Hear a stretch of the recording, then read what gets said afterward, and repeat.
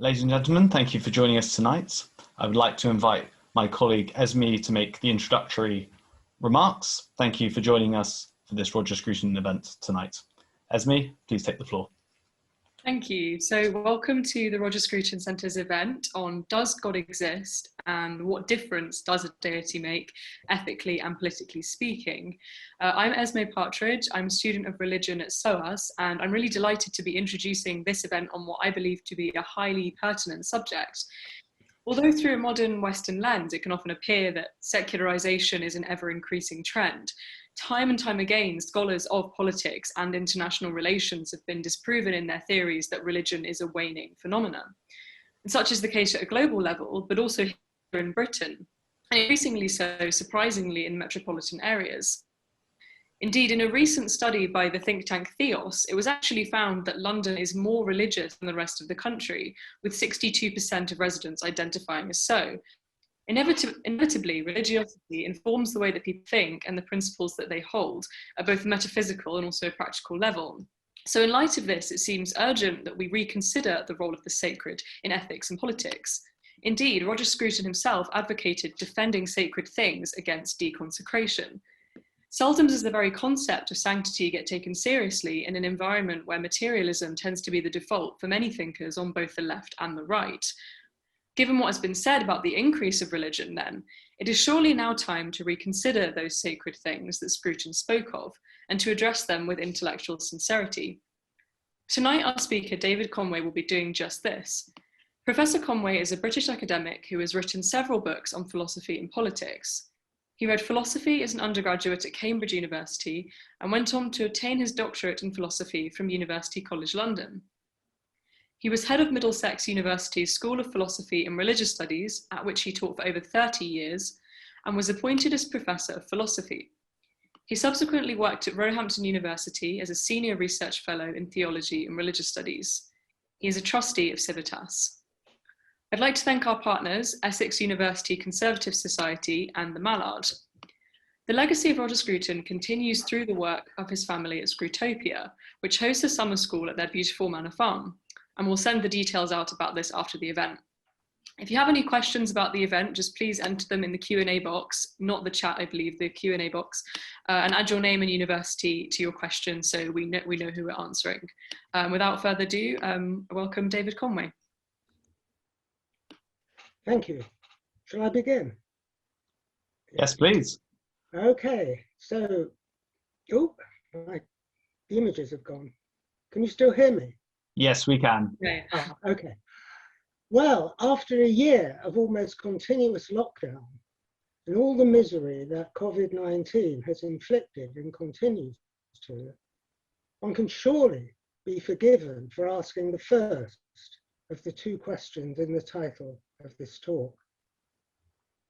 And I want to begin by providing reasons for supposing that God does exist, despite the likes of COVID-19 and all the multifarious other causes of suffering that our world contains.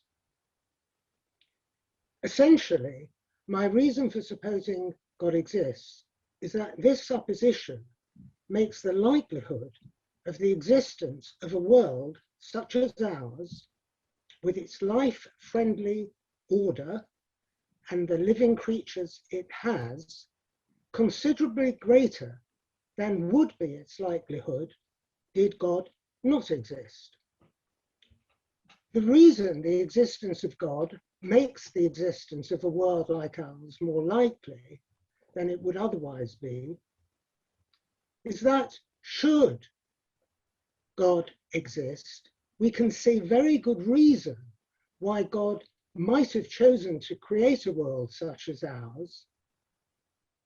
The reason God might well have chosen to create it is because its existence would be good and is good, given the beauty and grandeur and the innumerably many diverse living creatures it contains.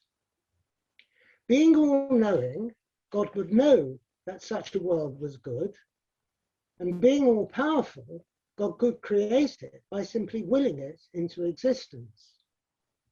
And being wholly good, God would have every incentive to want to bring such a world into being, given its manifest goodness.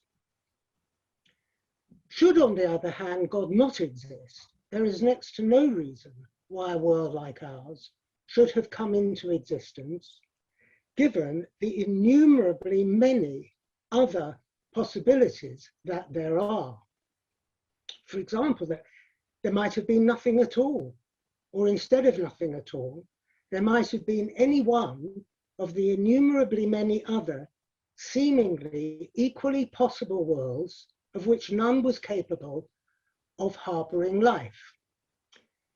As this has been put, our universe seems fine-tuned to life.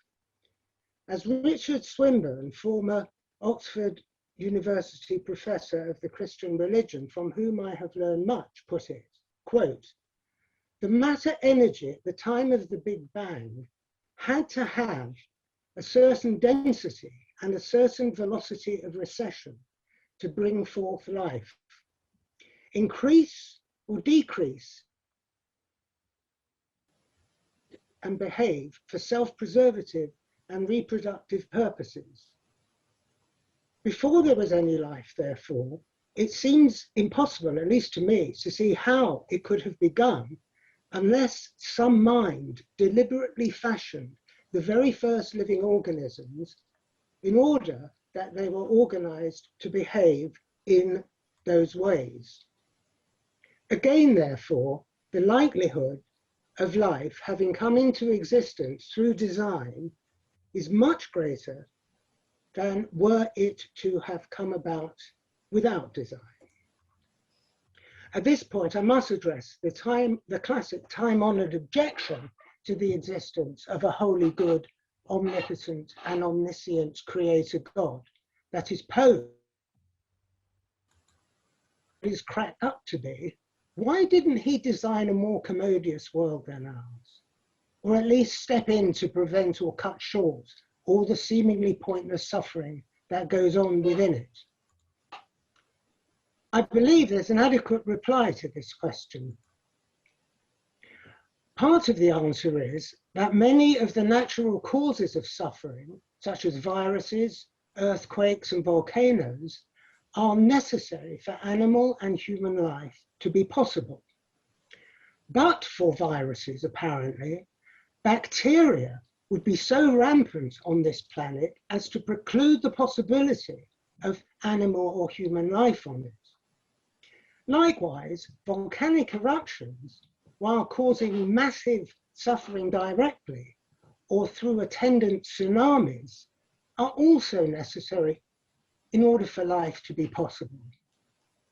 This is because of volcanoes being caused by the shifting tectonic plates above the Earth's molten core, without which the Earth would lack the needed protective magnetic shield that this core provides from cosmic radiation, necessary in order for there to be life on Earth. So too, much humanly caused suffering is caused by the wrongful use that human beings make of their free will. Should God have deprived humans of the free will that enables them to engage in such wrongful action, God would have also denied them the possibility of its rightful exercise, and thereby of that unique form of goodness consisting in moral virtue. There are many good reasons, therefore, why a good, all-powerful and all-knowing God might have chosen to create a world containing as much suffering as ours does, despite knowing that it would do, and despite choosing not to intervene to prevent such suffering when it happens. I turn now to the difference that a deity makes ethically and politically speaking.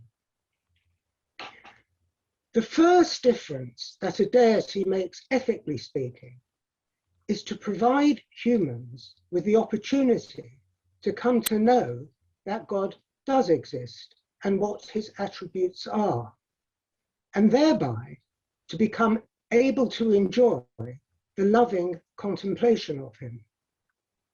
This is a state so supremely joyful that it is arguably for the sake of their being able to engage in it that humans have been equipped with the intellects they have, which lead them to inquire into the causes of things in a way that distinguishes them from all other animals.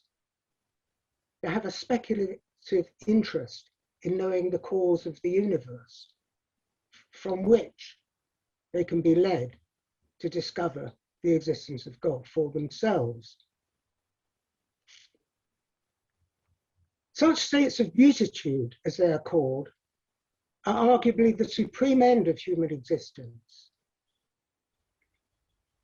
There is, by the way, no need of a degree in theology or philosophy before knowledge of God can be gained. This is easily available from the beauty and order of the world, as many philosophers and theologians have recognized. The second major difference the deity makes, ethically speaking, is to confer upon all humans capable of coming to know and to love God a resulting moral standing that renders them of greater significance to that of all other creatures, and is often referred to as human dignity. In virtue of their having this standing, all humans owe each other a high degree of moral consideration that is captured in the injunction that, as well as loving God, they should love their neighbor as themselves.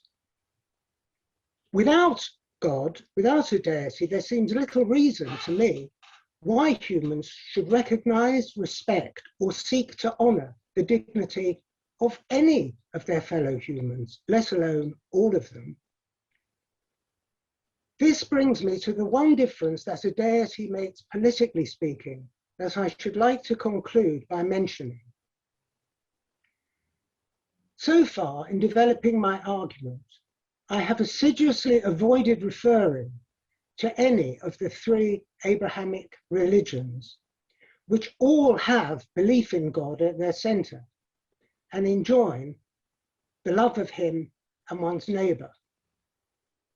There are lots of different ways someone who has arrived at a belief in God's existence might regard these three monotheistic faiths.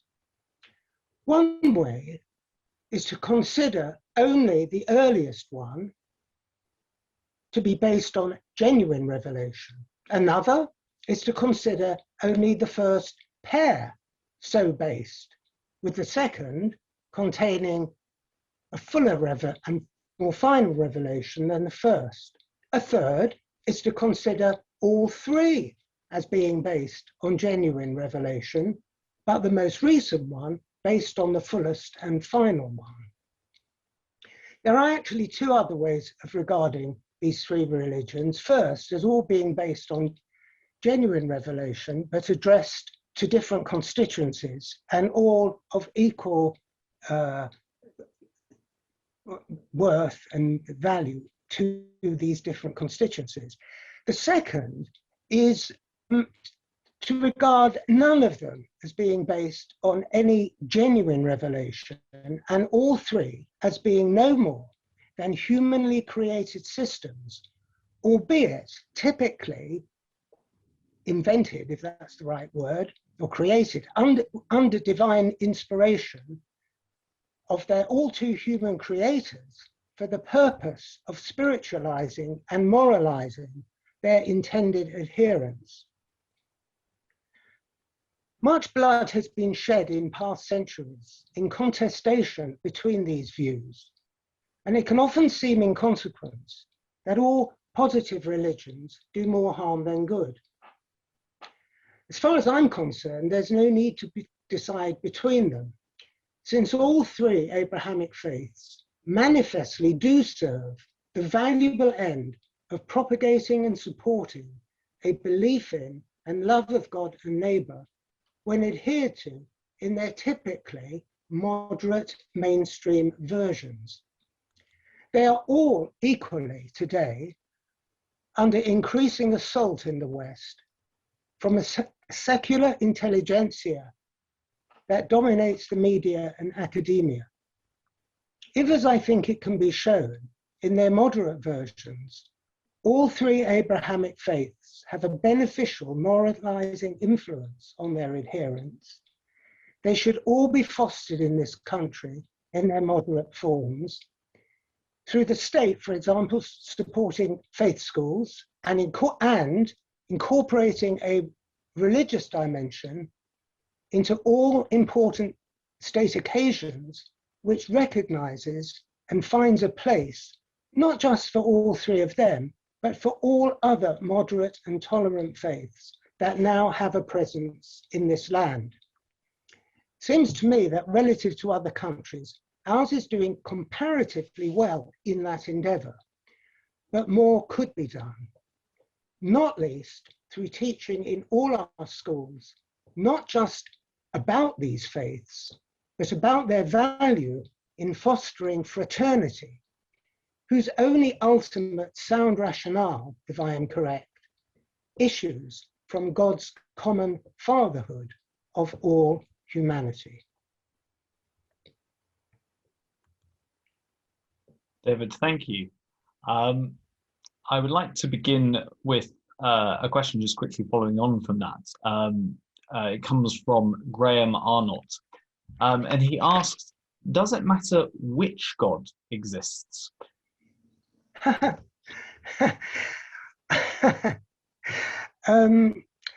I'd like to think that's a good question, but as I would understand it, yeah, the God which is worshipped in the three Abrahamic faiths is the same God, and it's also the God of deists who arrive at their belief in him without revelation. It's also the same God, in my view, whose existence became certainly discerned by the time of Aristotle, and for whom the contemplation of God constitutes the activity of theoria, which is the exercise of sophia, or intellectual wisdom, which is arrived at by discovering the causes or the cause of the universe. And the cause, both what had brought it into being and also what its purpose is in existing. So for me, that I don't, and I'm also given to understand, by the way, that that Hinduism is also recognizes in its own way the existence of exactly the same God, and it's one of the mistakes which the West continues to labor under, that Hindus are not actually theistic in their attitudes.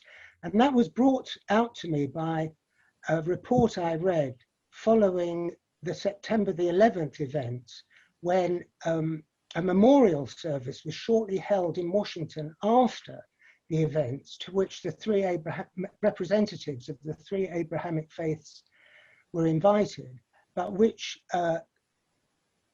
Hindus had not been, and they wrote it to complain about that, and saying that this was that they too are. So in answer to the question, I would like to think that all these major religions, at least, worship and recognize the same God, albeit under different names. We come to a question in the Q&A box from Arber Yeager, who was at UCL and now at Birkbeck. Arber asks, if God exists, then why do genocides, wars, disease, and other such evils happen? Fine. Well, I have tried to address that question in my presentation, and but turning to it directly, I think one needs to distinguish between the things like diseases, which are caused by nature, by natural causes, typically, and things like genocides, which are caused by human beings. The former are referred to in discussions about this problem of evil as natural evil, and the other as sorry, and the other I forgot to do that, and the other as moral evil. Now, as far as natural causes are concerned, that natural evil is concerned, I've tried to indicate that, like diseases, that they can often be they can often in their own way be necessary in order that they might not be desired, but they may come about through mutations, like COVID, for example. They may come about through mutations of viruses, but if God were to do away with all the causes of these diseases, he would also be doing away with other greater goods than very great goods that actually these viruses are needed for. I told you, to control bacteria, for example. Turning to the case of genocide, genocide is the product of human evil, and human evil is the product of the misuse of human free will. Now, if God were to prevent human beings from being able to carry out acts of genocide, it would either have to be through denying them free will, which would then deprive the world of humans and the world and God of the benefits that come from humans possessing free will, which is their ability to do good and become good.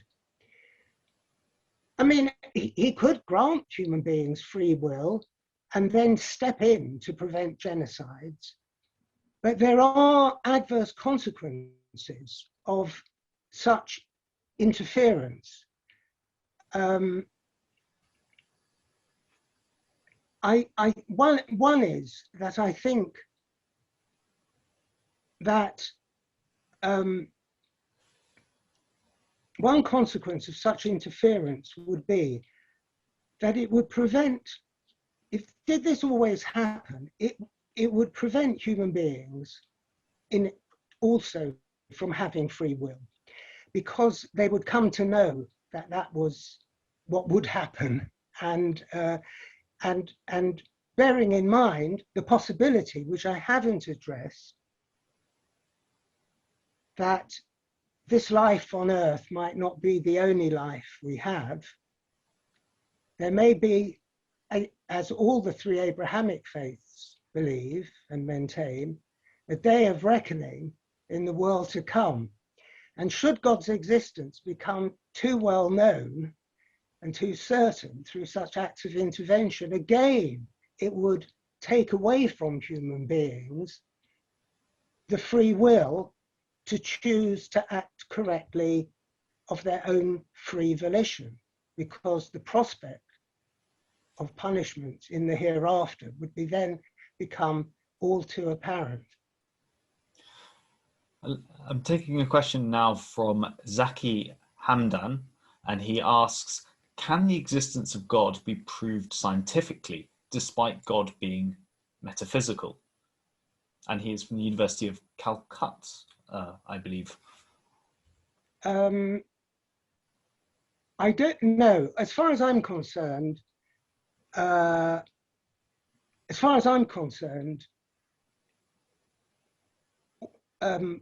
existence can only be discovered, as it were, non-scientifically. It's a metaphysical idea.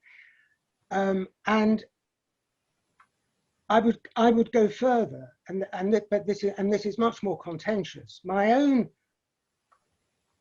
view of these matters is that of the 5 attitudes one can have towards the 3 monotheistic faiths which I outlined, you're thinking the first is the best, the second is the best, the third is the best, all 3 are equally as good, and the fourth was that they're all good in their own way, and the 5th was they're good but they don't derive from genuine revelation. I mean, if there were real miracles, maybe conceivably there could be some form of scientific verification of the existence of God, but I don't believe in miracles. I'm of a much more deistic persuasion. And so I see the positive religions, which are grounded on revelation, as actually being human creations designed to bring constituencies to God. I'm going to invite Esme to ask the next question. Yes, so somebody's asked a question. This is Jonathan Gazeman has asked the question of the argument from fine-tuning is arguably answered from the scientific atheist perspective by referring to the multiverse theory, i.e. there is an infinity of worlds, so of course there is one like ours, with us on it. It's probably best to recognize that both theist and atheist multiversity are metaphysical premises, neither of which cannot be challenged, and the choice between them is a matter of taste. He's asking if you could discuss this possibility. Yeah, well, of course, I am aware of that atheistic reply to the inference to God from fine-tuning. My reply to it is that the many universe hypothesis is a purely ad hoc hypothesis and one of vastly greater complexity and therefore less probability than God. Also, there is a further point which I think the philosopher of religion Alvin Plantinga has astutely made, which is that even if there are these multiverses, it still wouldn't account for why in ours life had arisen, because even if ours is life-sustaining, there is a further need for a being to create the living organisms that the world allows to flourish in it. And there is a gap between a world being life-sustaining and the life forms coming about within it. Thank you. So there's another question from Andrew Taylor, who asks, is our collective response to COVID evidence of the triumph of secularism?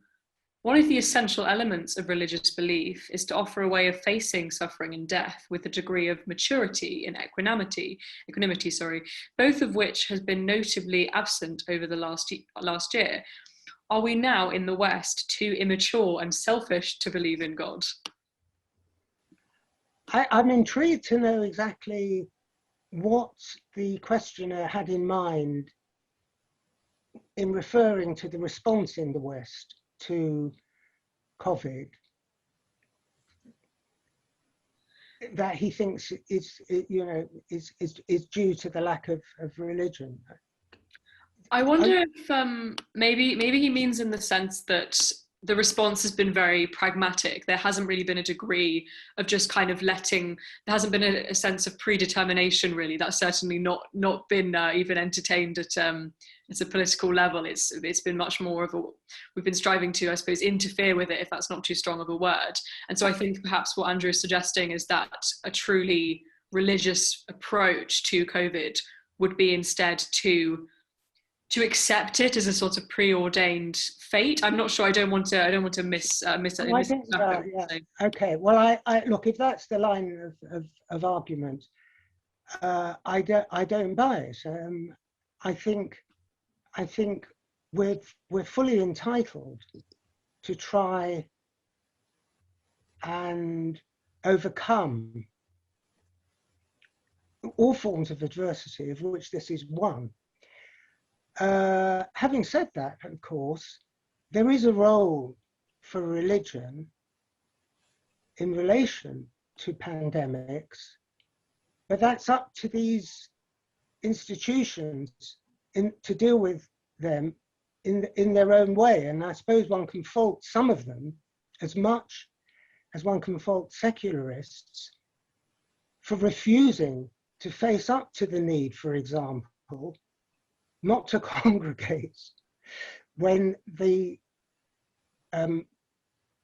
contagion was at its height, because it's only spread it. And I'm very alarmed by the fact, for example, that in India, which is where now, having seemingly got the virus, if not exactly well under control, but it had been well reduced. There was a festival, a Hindu festival recently that one could see on the internet, in which tens of thousands of Hindus gathered together in very, very close proximity to one another. And goodness gracious me, if that hasn't been a major contributory cause, I don't think God wants us to ignore. It's up to him, not us, when we go. And I think he wants us to do our best to make that as late as possible. Thank you. No, it is certainly interesting, isn't it, about religious responses to COVID? And there are a couple more questions, but before I proceed to those, I actually wanted to ask myself, how would you respond to the reality that it does tend to be religious groups who are more skeptical about things such as the vaccine? I was actually in one of Theos's webinars earlier today, and they were presenting some really interesting findings about religion in 2020 and 2021, and they have found that generally more socially conservative religious groups, there does tend to be a correlation between those groups and between skepticism or fear surrounding the vaccine. So I just wondered, what would your thoughts be on that, if you have any? I don't really. I mean, other than perhaps.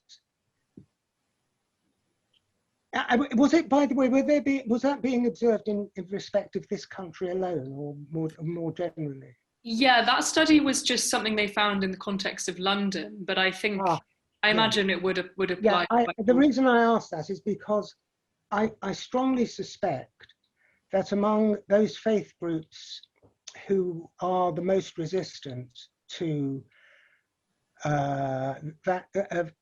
vaccination,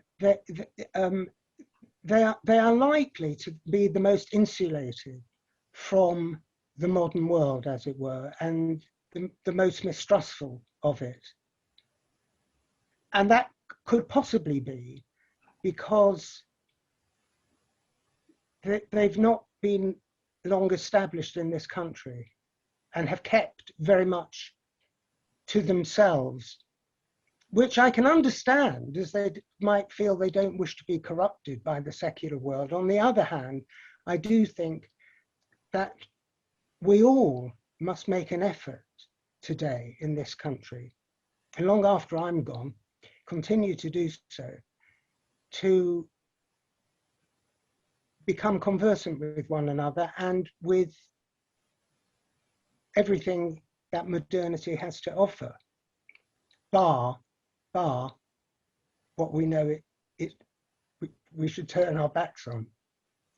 No, I think it's very difficult often for religious groups to arrive at a comfortable balance between tradition and modernity. But anyway, there's lots to say about that. So I'm gonna go back to the Q&A, and there's another slightly more theological question rather than an ethical one necessarily, and that is from Dave Borlace, and he says, given the two later major religions make exclusive claims, how could both of them be truly correct? Either Jesus or Muhammad was right. Surely they cannot both be right. What's your perspective on that?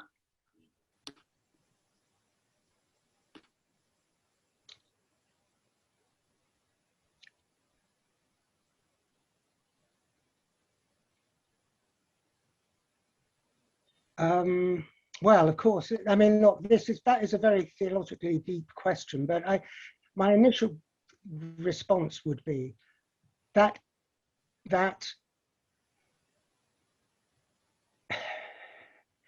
maybe it's possible. It seems to me to be possible, and I think this was the view of John Hick, that that for Christians, Jesus could be the Messiah, and what he says about the need to believe him to be such for that constituency in order for them to gain salvation could hold true, but only for them. Likewise, for Muslims, Muhammad could be the recipient of the final revelation, and Jesus merely a prophet like Moses. So, I mean, but I agree in a way, and although I do think there is equal value in all three Abrahamic faiths, and they do contain truths about God, as I said, I'm disinclined to believe in any acts of special revelation in respect of any of them. And so this is not really a live issue for me. Thank you for that. I suppose it's interesting, isn't it? I don't know if you're familiar with the parable of the three rings, and it's yes, used as an analogy for, you know, we were entrusted with these three rings, which are the three Abrahamic religions, but we don't know which one is the true, which one is made of true gold, was it, or something? But I think maybe that's a good analogy of this. So there's another question, which is from Hilary Martin of the Science and Religion Forum, and this question is a really interesting one, as my background is in Islamic studies, so I'm glad that she asked this question, and that is, Western civilization is grounded in the Judeo-Christian tradition. In a globalized world, how can we assimilate the third Abrahamic faith into Western society without competition and or conflict? Ah, what a wonderful question. And if I may, by way of answering, go back to the fable of the three rings. It was, I think there's a version of it in Boccaccio's Decameron, but I think it goes back much earlier. And it does find, it is narrated in a wonderful play, which I would argue we could do well to introduce into the school curriculum in religious studies, which is Gotthold Ephraim Lessing's Nathan the Wise. Lessing's Nathan the Wise is set in Jerusalem in the late 12th century under the rule of Saladin, who has reclaimed it on behalf of Islam and thereby allowed Jews to come back to live there. And one of them who does is a rich merchant by the name of Nathan with a reputation for wisdom. And Saladin, whose coffers have become deplete because of his tzedakah, his charitable giving, and also the need to maintain an army, which had been fighting Christian crusaders further away, has a wheeze to try and extract some money from Nathan. So he summons him to his palace and then puts to him the question, tell me, Nathan, you have a reputation for wisdom. Which one of our three faiths is the correct one? And Nathan says, well, I can't tell you. I mean, I'm not wise enough to know that, but I can tell you something which may have a bearing on the issue. And then he tells him the story of the three rings. And the story goes that there was a ring which had the magical property of making its possessor beloved by God and their fellow man, provided they trusted in the powers of that ring if they wore it.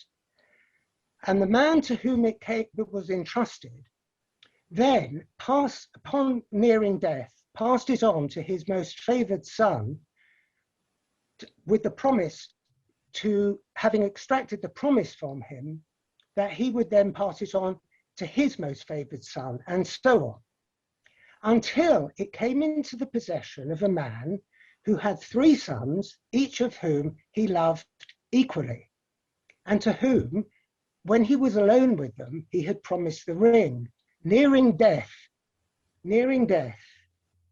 he didn't know what to do, so he had 2 copies made, identical copies made, gave one to each, and then he died.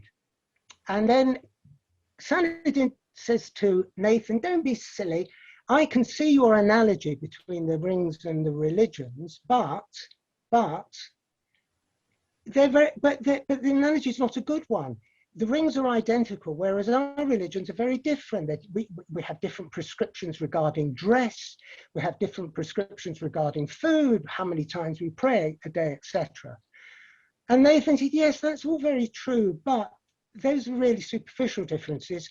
We all inherit our faiths from our parental background.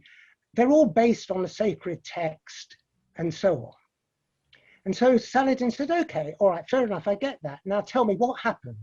Well, he said they all got set about arguing with each other as to whose ring was the correct one, and so on. Now, and so they took the matter before a judge who said, I can't decide, but you tell me that this ring has a magical property of making its wearers beloved by others. So tell me, which one of you 3 is loved by your 2 other brothers?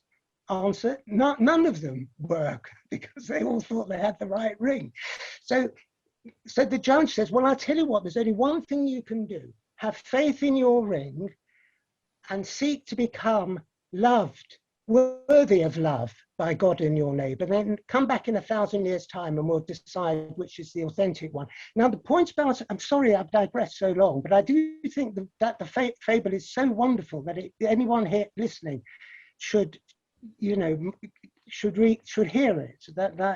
But Lessing had written this some years after having he was very conversant with Islam, and he had read a philosophical novel by a Muslim philosopher, Ibn Tufayl, from Andalusia, called Chai ibn Yaqtan, Son of the Living Awake, which was about a boy growing up in a desert island from infancy and being nurtured by a gazelle.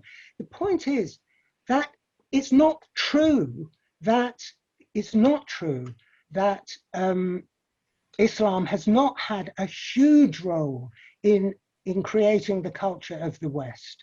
It's just simply not true. They translated the Greek writings and they were responsible, and they were way ahead in the 12th century and so on, way ahead of the West. And had it not been for the likes of them, I don't think the theologies of Thomas Aquinas and so on would have been possible, or Dante. So I do, but I think we jolly well ought to learn about all these things and seek to try and ensure that people don't feel excluded. I'm really glad that you mentioned that, because I think it's something which is often overlooked from people who are coming from the so-called Judeo-Christian tradition. I think often Islamic philosophy is sometimes considered to be more of a sort of dead branch of Greek philosophy, rather than something which is very living and had such an impact on Western culture. So I'm really glad you mentioned that. It's also funny that you mentioned Chai ibn Yaqzan, because I actually had it just in the corner. I was rereading it recently, and I'm really glad you mentioned that, just because this story in itself offers some really interesting perspectives on religion and how religion has come about. And I think this is a good place to go into in this discussion. For those who aren't familiar with the story of Chai ibn Yaqzan, it's essentially about, as you say, a boy who grows up on an island and he's raised by a gazelle. And it's sort of a thought experiment, basically, where this man is born on an island with no cultural preconceptions, no nurturing. And as the story goes on, it's about how he comes to discover the truths of philosophy and ultimately the existence of God just through observing nature. So with no social conditioning, no family to tell him what to believe, he just becomes, in effect, a Muslim, or or more agnostically, a believer in something higher, and how that interacts with the world around him, just through his own reason. So I think that's a really interesting question. I mean, a question relating to that for you, David. I mean, would you say that religion is something which arises naturally within everybody, and do you think that it's something which, say, irreligion is the result of social conditioning, rather than religion is the result of social conditioning, as it's often thought? Because that's certainly what's being presented here. That's a very good question.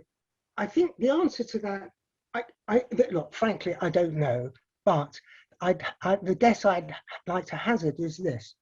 It seems that some people are more given to religion. They more readily accept the idea. And there are others who are highly resistant to accepting the notion. I don't fully understand why, but I have to say this, that it's possible on my scheme, and I think I said this earlier in my talk, for someone to arrive at a sound knowledge of the existence of God, and what, if you like, and what renders God worthy of worship, who has not received a degree in theology or philosophy, and it's just because it's so evident. And Moses Mendelssohn, who was a contemporary and friend of Lessing, said as much in a defense of Lessing that he wrote after Lessing had died, when he was accused of being a Spinozist. And he said, anyway,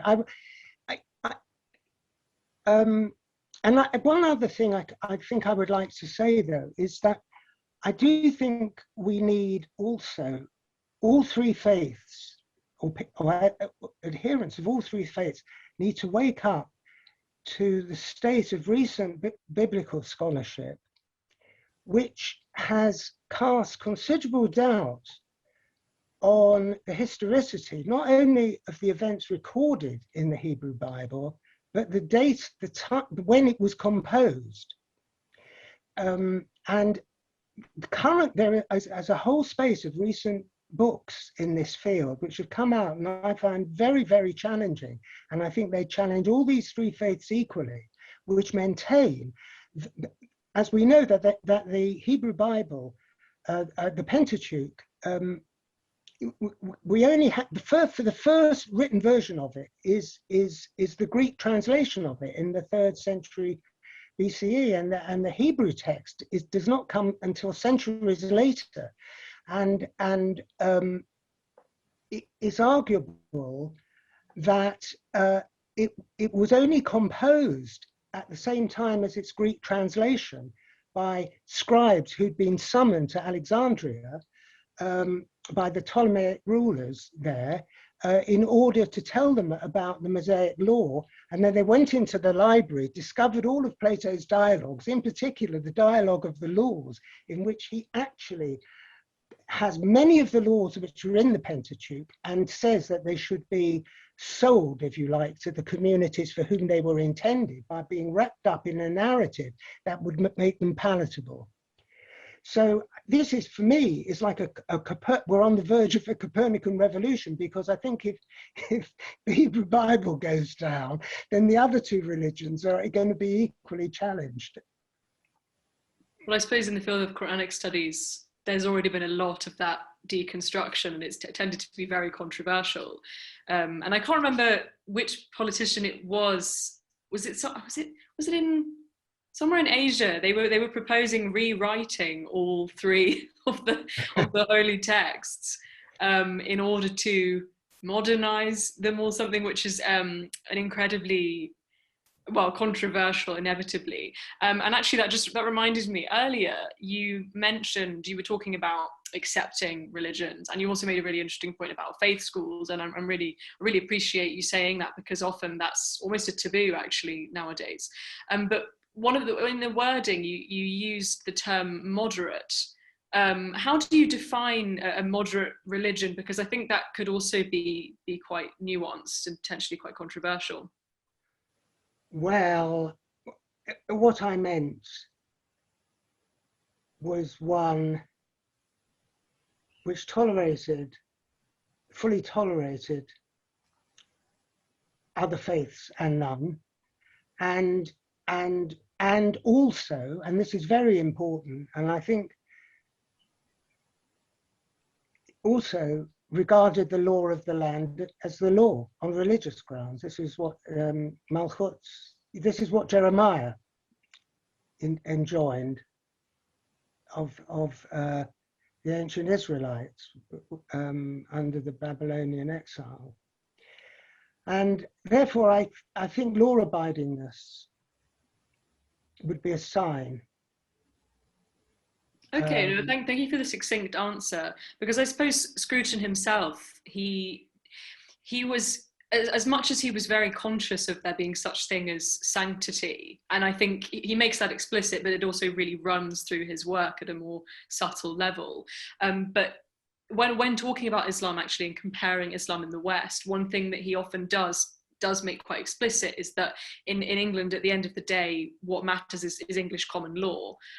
Whereas I think, to quote him, Islam is submission to a universal faith. It doesn't have such thing as civic law. That, you know, it has to be a divine law. So is that something, if this isn't going into too kind of heavy territory, is that something that you would agree with at the same time? Then I take it that you would. I wouldn't profess to know enough about Islam to be able to comment, but what I can tell you is that Judaism also is a law-based religion like Islam, halakha, you know, and Sharia, you know, very, very similar. But a part of halakha is, I can't remember the Hebrew phrase now, eludes me, but it's the law of the land is the law, malchut, something. Din malchut dinar, dina malchut din. It's the law of the land, and it's very similar to Arabic, isn't it? The law of the land is the law. So that is part of halakha, it's part of Jewish law. Enjoy, if you're living in a land, you've got to obey the rules of that land. Now, I strongly suspect look, all religions have different variants, and the world has sadly recently been visited by very unpleasant forms of Islam, hopefully, which are now being put back in their bottle, like a evil genie. But I think the mainstream versions, as far as I can see, are extraordinarily tolerant and moderate in the sense that I have been intending. Definitely, and I would agree with that too. It's just, unfortunately, they tend to be the ones which aren't talked about in the media to the same extent. So I think that's an important point to raise. Is there any concluding remarks that you wanted to make, David? I don't, not really. Other than to thank everyone for having attended it.